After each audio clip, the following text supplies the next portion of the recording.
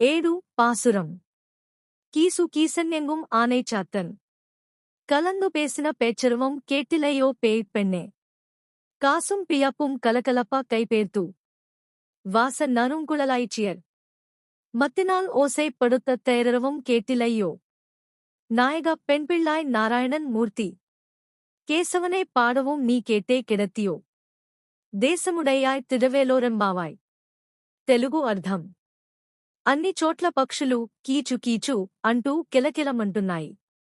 ఓ చిన్న అమ్మాయి, ఆ మధుర ధ్వని నీకు వినిపించడం లేదా? లేవు, లేచి మాతో మాట్లాడు.